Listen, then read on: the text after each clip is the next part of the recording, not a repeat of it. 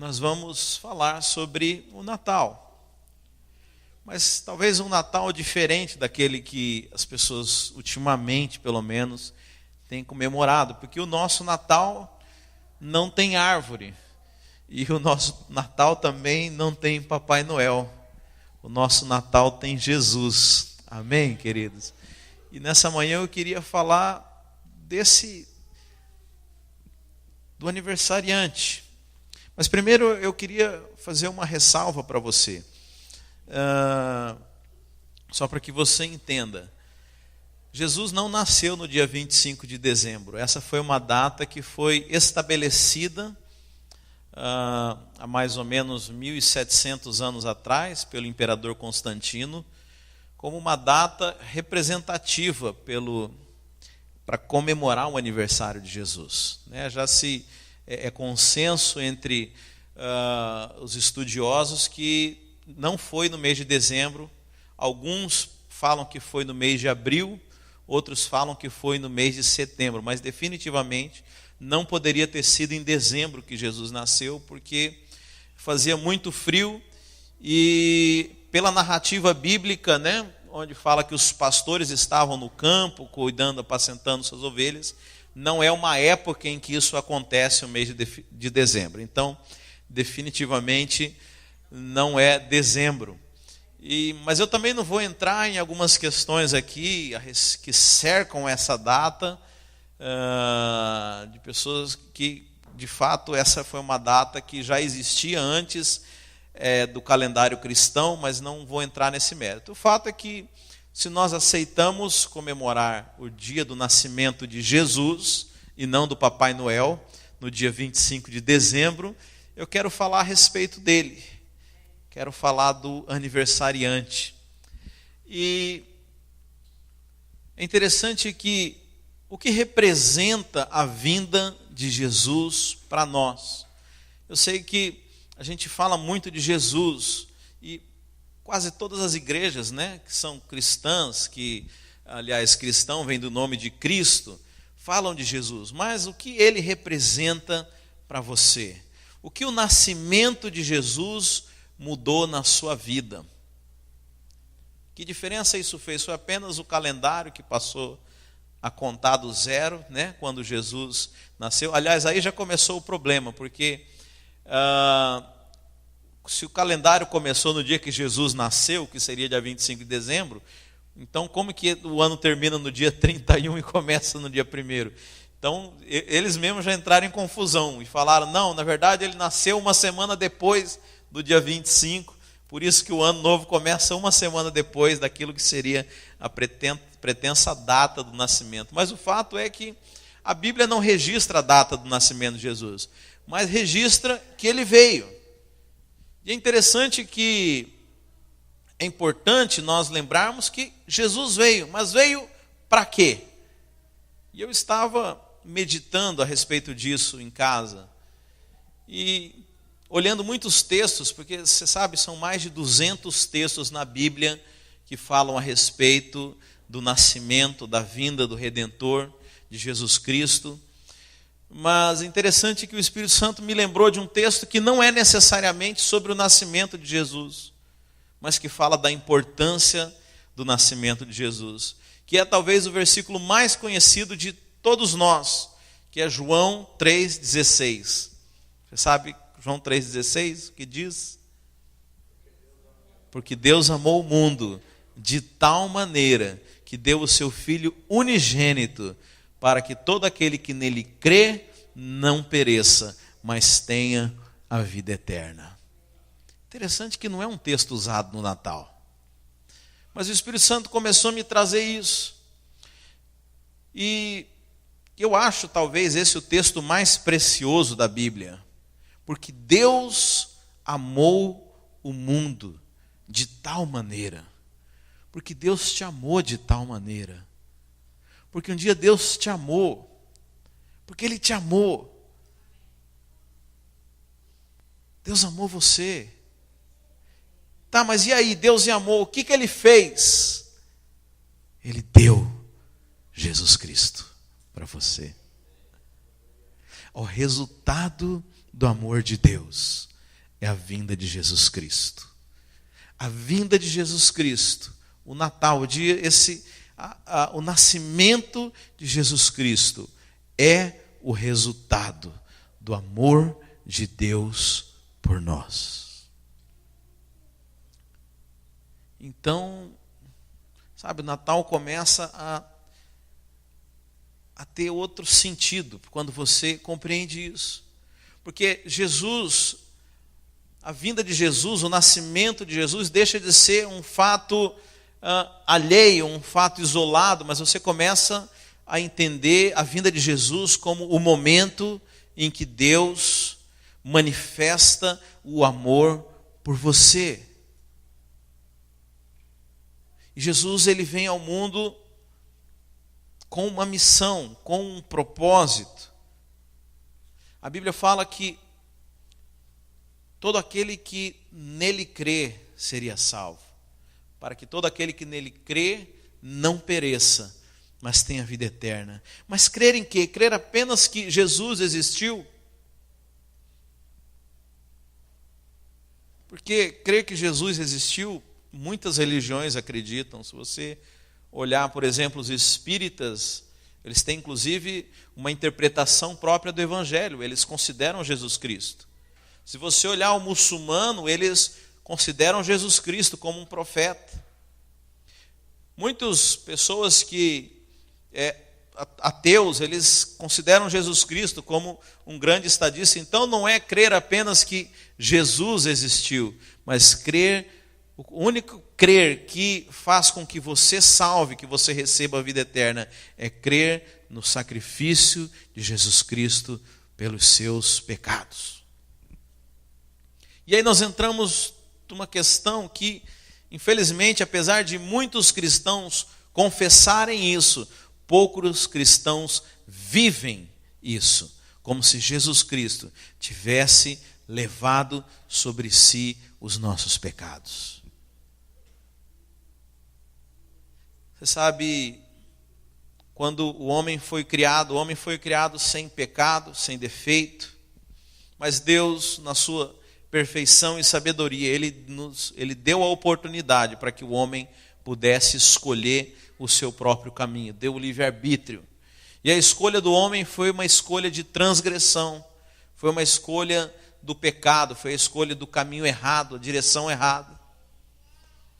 E desde então, todo aquele que é gerado de carne, ele já é concebido em pecado. Eu sei que o senso comum é que nós nos tornamos pecadores quando nós cometemos o primeiro pecado. Mas e aí muita gente acha, fala, as criancinhas são puras, não tem pecado.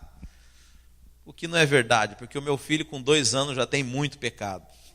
Já tive que corrigir ele muitas vezes. Mas, na verdade, é que nós já nascemos com o pecado. O salmista Davi fala que em pecado fui concebido, em pecado eu nasci. Diferente de quando você peca, porque ali você só está manifestando a sua natureza. É como um pé de laranja, não precisa dar o primeiro fruto para ser um pé de laranja. Já é um pé de laranja, mas vai chegar um momento em que vai dar os seus frutos, que é a laranja. Da mesma forma, nós somos pecadores e ainda que nós não tenhamos manifestado o nosso fruto, nós já o somos. Então, a nossa natureza pecaminosa, nascemos e nos tornamos escravos do pecado. E a única maneira de nós podermos ser reconciliados e aceitos por Deus é se alguém pudesse pagar a nossa dívida com o Senhor. Agora, quem seria o homem que estaria preparado, que estaria pronto para pagar essa dívida? Porque todo homem já nascia devedor. Você entende? Para que alguém pudesse pagar a dívida de alguém, essa pessoa precisava ter crédito, mas todos os homens já nasciam devendo. Então a Bíblia fala que Deus nos amou de tal forma que Ele mesmo se fez carne e veio aqui pagar essa dívida de justiça. Porque a Bíblia fala que sem sangue não há remissão de pecados. A única maneira de pagar a nossa dívida era se o sangue de um justo fosse derramado por nós. E nós éramos incapazes de pagar essa dívida. Por isso o próprio Deus veio na forma de homem e pagou a nossa dívida. Por isso hoje nós estamos comemorando a chegada desse presente. A chegada daquele que veio nos libertar da escravidão do pecado. A chegada daquele que nos reconciliou com Deus, que nos trouxe a paz. A Bíblia fala que o castigo que estava sobre Jesus hoje nos traz a paz. Mas isso foi o que Deus fez. A Bíblia fala que Deus amou o mundo de tal maneira que Ele deu o seu Filho. Mas há agora a nossa parte, que fala assim, para que todo aquele que nele crer não pereça, mas tenha a vida eterna. Por isso nós devemos crer que o sacrifício de Jesus Cristo foi suficiente para te reconciliar com Deus. Sabe, muitas vezes nós vivemos ainda debaixo da acusação.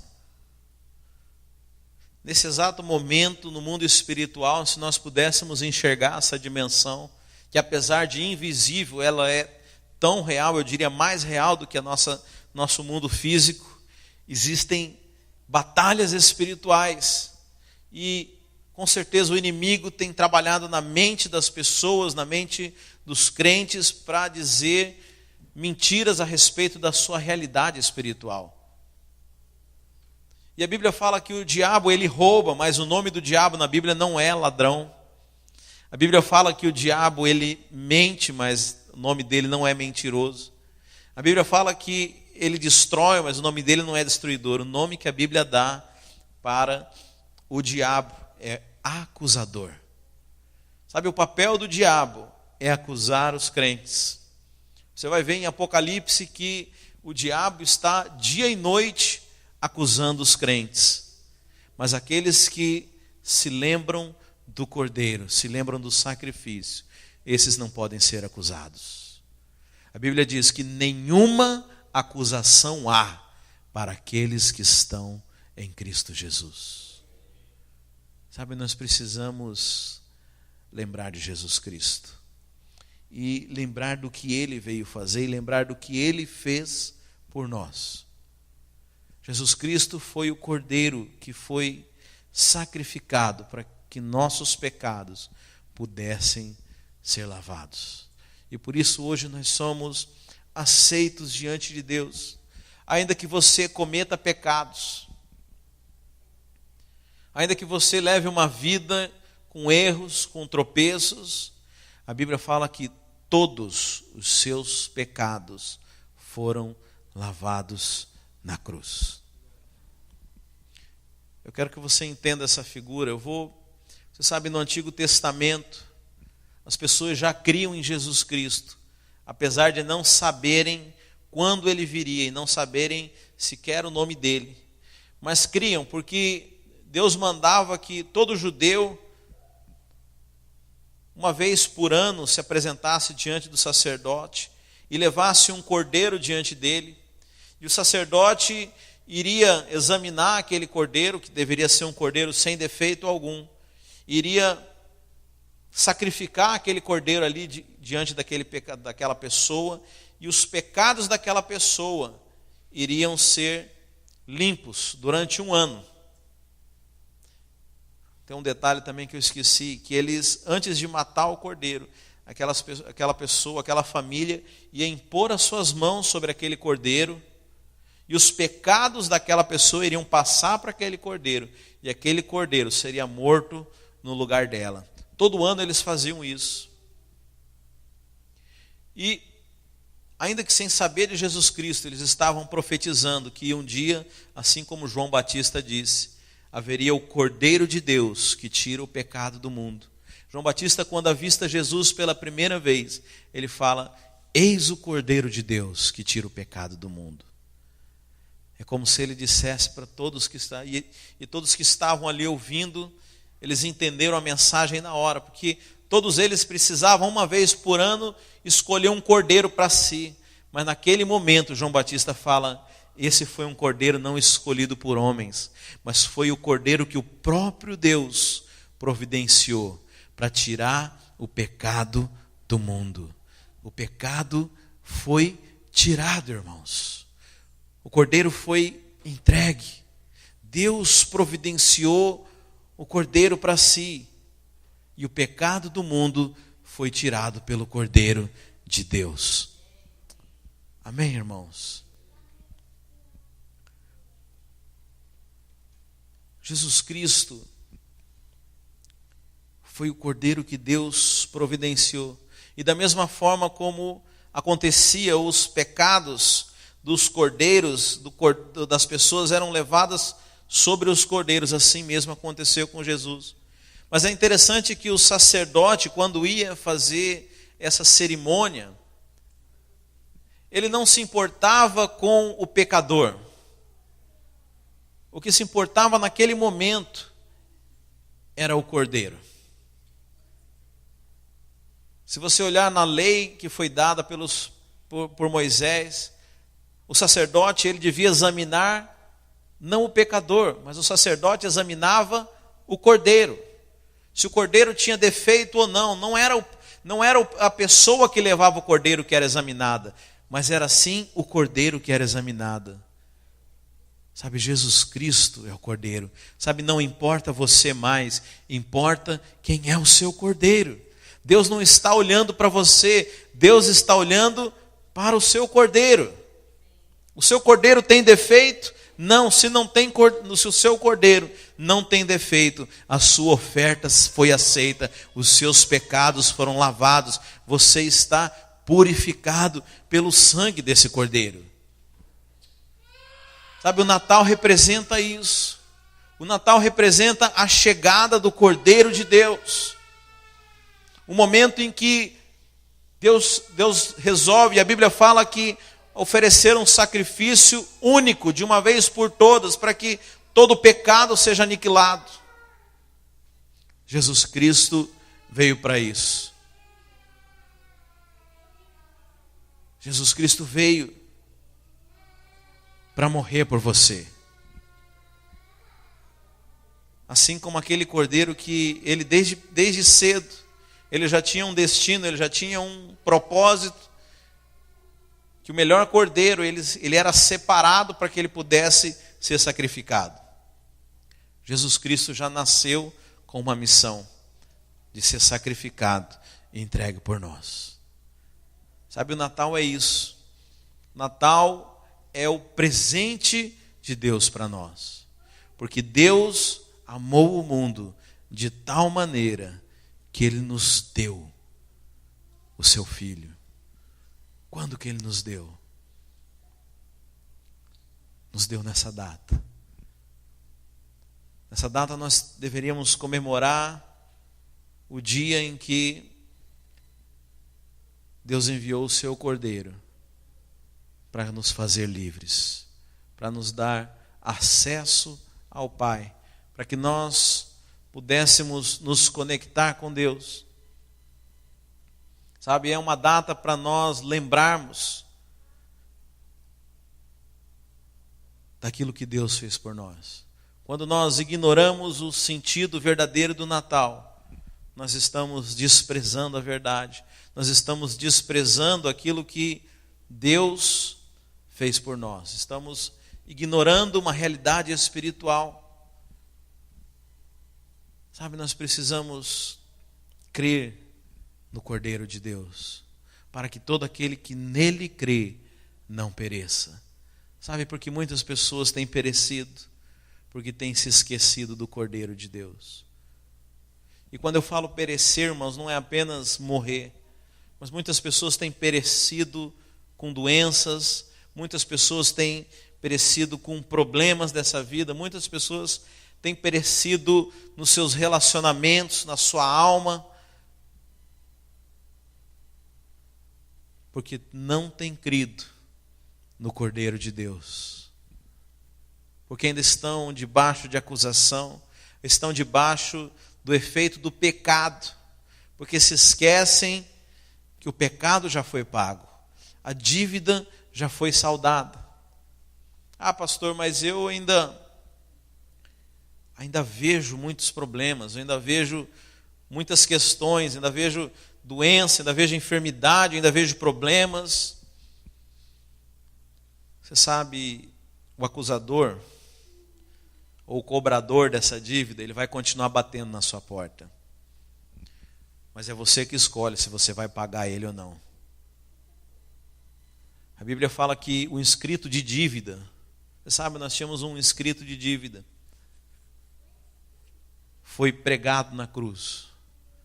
Só para você entender, é muito semelhante a hoje, quando uma pessoa tem uma dívida que é realmente vultuosa, né? Você às vezes penhora uma casa ou algum bem valioso, uma fazenda, uma terra, e você vai lá no cartório e registra essa dívida na matrícula daquele imóvel. E a Bíblia, naquela época havia isso também. Você ia lá diante dos anciões da cidade e eles registravam a sua dívida. E você sabe, você podia ter uma dívida tão grande que os seus bens não davam conta de pagar. E você dava os seus filhos como escravo. E se os seus filhos não fossem suficientes, você também se tornava um escravo. E aquilo era registrado na escritura, lá no seu registro de nascimento, que você se tornava um escravo. Esse era um escrito de dívida. E o homem, quando ele se torna pecador, nas regiões celestes, no mundo espiritual, ele também tem um registro de dívida. A Bíblia fala, João, quando lá em Apocalipse tem uma visão, ele enxerga um livro onde tem o nome das pessoas e ele fala que ninguém era digno de tomar aquele livro, mas o Cordeiro tomou aquele livro para si. Sabe, aquele livro era onde estava o nosso escrito de dívida. A Bíblia fala que a nossa dívida, essa página, esse nosso escrito de dívida, ele foi pregado na cruz. Sabe, hoje nós não somos mais devedores, não há mais dívida. Mas você sabe, a astúcia do diabo é ir continuar te cobrando. Porque se você não tiver convicção, você corre o risco de continuar pagando essa dívida. E todos os dias esse cobrador bate à sua porta. Às vezes mais de uma vez por dia, e muitos crentes acabam duvidando, acabam se esquecendo dessa verdade e acabam aceitando. Como é que você paga essa dívida? Muitas vezes é se frustrando, muitas vezes é aceitando a enfermidade, muitas vezes é vivendo debaixo de acusação, se punindo, porque você acreditou que você tem uma dívida. Mas eu estou aqui para lembrar você. Como eu falei, não foi no dia 25 que Jesus nasceu, mas nessa data nós escolhemos lembrar que Jesus veio. Isaías 9 fala, deixa eu abrir aqui, se você quiser abrir a sua Bíblia em Isaías 9, 700 anos antes da vinda do nosso Senhor Jesus, o profeta Isaías profetiza, Isaías 9 no verso 6, porque um menino nos nasceu, um filho se nos deu, o governo está sobre os seus ombros, e o seu nome será Maravilhoso Conselheiro, Deus Forte, Pai da Eternidade, Príncipe da Paz, para que se aumente o seu governo e venha paz sem fim sobre o trono de Davi e sobre o seu reino, para o estabelecer e o firmar mediante o juízo e a justiça, desde agora e para sempre. O zelo do Senhor dos Exércitos fará isso. Você sabe, desde que o homem pecou, há uma palavra de Deus da salvação do homem. Quando Adão e Eva estão diante de Deus, lá em Gênesis 3, nas primeiras páginas da sua Bíblia, uma das palavras que Deus libera sobre esse casal, e na frente do diabo, Deus diz assim: hoje você feriu o calcanhar, mas do ventre da mulher vai vir aquele que vai ferir a sua cabeça. Essa era a profecia de Deus. Sabe, muitas pessoas quando começam a ler os primeiros capítulos de Gênesis ficam pensando assim: Agora Deus foi pego de surpresa. E agora o homem pecou, fugiu, saiu do plano de Deus, que era ter o homem à sua imagem e semelhança, e de repente parece que tudo deu errado. Mas o Deus que é onisciente, o Deus que não é pego de surpresa pelas circunstâncias, naquele mesmo momento, Ele libera uma palavra, dizendo que um dia viria da mulher aquele que iria pisar na cabeça do diabo. E a partir daquele momento, o mundo espiritual, todos os seres, hein? Interessante que o apóstolo Paulo fala que toda a criação, porque quando o homem cai, não é apenas ele que cai, mas todo o universo, todos os seres são afetados pelo pecado. Você sabe, os animais não havia disputa entre eles e passaram a ter. As plantas não haviam espinhos, não haviam abrolhos, não tinha mato misturado, e ali começa a ter também. Toda a criação ela se perde juntamente com o pecado do homem. E a Bíblia diz, o apóstolo Paulo fala que nesse momento toda a criação geme esperando pela manifestação dos filhos de Deus. Sabe, toda a criação, todo o universo esperava o momento em que Deus iria restaurar as coisas. E aí você começa a estudar a história da humanidade, você vê que por sucessivas vezes o diabo tenta frustrar esse plano de Deus. Deus faz uma aliança com Abraão, porque veja, para que Deus pudesse enviar Jesus à terra, e uma vez que Deus havia entregue a terra aos homens, agora o próprio Deus se coloca debaixo daquilo que ele estabeleceu e precisa fazer uma aliança com Abraão para poder enviar o seu filho. Talvez o diabo tenha pensado, vai ser de Abraão o filho daquele que vai redimir o mundo. E a mulher de Abraão se torna estéril. Mas depois, o próprio Deus concede a Sara que ela tenha Isaac. E Deus chama Abraão e manda sacrificar o filho dele. Você conhece a história? Quando Abraão está para sacrificar Isaac, Deus fala assim, não precisa sacrificar, mas porque tu não negaste o teu filho, eu também não vou negar o meu filho para você. Talvez o diabo tenha pensado, então vai vir através de Isaac o Salvador. E a esposa de Isaac é estéril, se torna estéril. Mas depois Deus concede filhos. Aí vem Jacó, filho de Isaac. A esposa de Jacó é estéril. Você vê o diabo tentando frustrar essa linhagem, porque Deus havia liberado uma palavra que viria da linhagem de Eva, aquele que seria o Salvador. Depois, nos tempos de Moisés, você vê Faraó mandando que se matem todos os bebês, todas as crianças abaixo de 2 anos. Depois, no tempo de Jesus, você vê, quando Jesus nasce, o imperador também mandando que se matem todas as crianças com menos de 2 anos. Quer dizer, por diversas vezes o diabo, sem saber que era Jesus, tentou frustrar os planos de Deus. Mas a Bíblia fala que nada nos separa do amor de Deus. E finalmente nós temos o cumprimento dessa promessa de Deus que levou aproximadamente 5.000 anos para que pudesse acontecer. E é interessante que muitos teólogos, muitos estudiosos, eles procuram entender por que é que Deus estabeleceu esse caminho. Como eu falei, Deus é onisciente. Desde o princípio, Ele já sabia que Adão ia pecar. Ele já sabia de tudo o que ia acontecer. Só tinha um casal na terra. Talvez seria mais fácil Deus ter apagado aquilo e começado tudo de novo. Mas uma dos argumentos mais utilizados, e que eu também acredito, é que Deus queria provar do seu amor por nós. Deus queria provar por todo o universo do seu amor por nós.